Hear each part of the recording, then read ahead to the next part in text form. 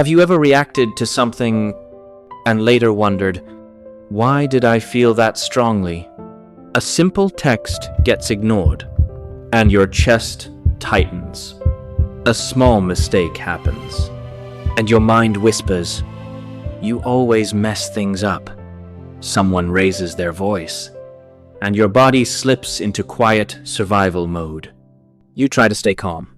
You try to be logical, but something deeper takes over. It feels automatic, emotional, old, because in many ways, it is. Ben didn't think much about his childhood.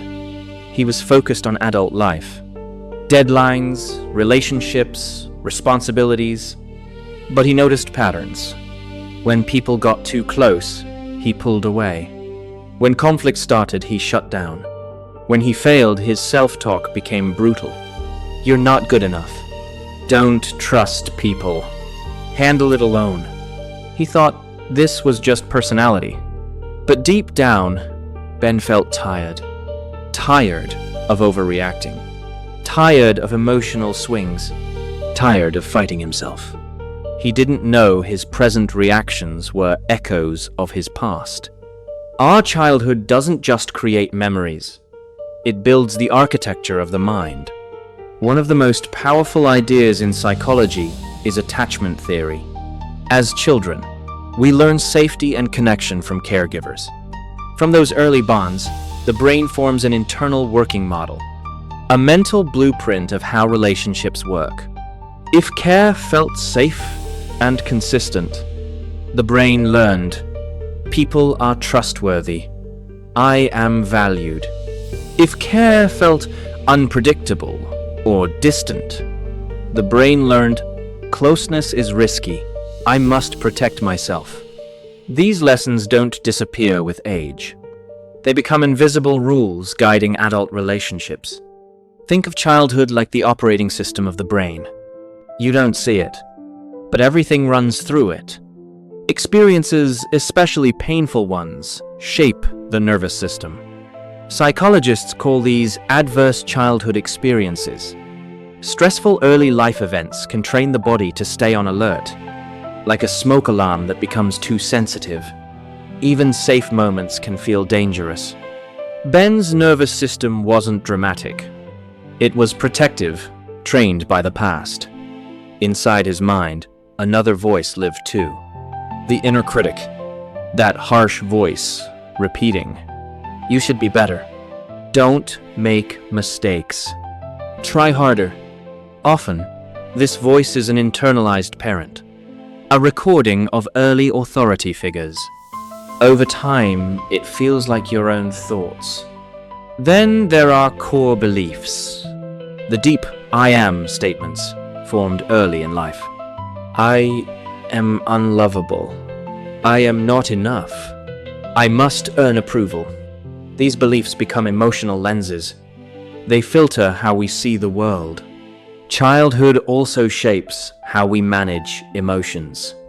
Healthy caregivers help children calm down. This is called co-regulation, a soothing voice, a comforting presence, a safe hug. Over time, the child learns to self-soothe. But if co-regulation was missing, emotions can feel overwhelming in adulthood. Not because you're weak, but because your system never learned safety. Ben learned something powerful. Healing doesn't mean blaming the past. It means updating the system. He started noticing patterns. When emotions felt intense, he asked, is this reaction from now or from long ago? Awareness created space. He practiced gentle self-talk. I'm allowed to make mistakes.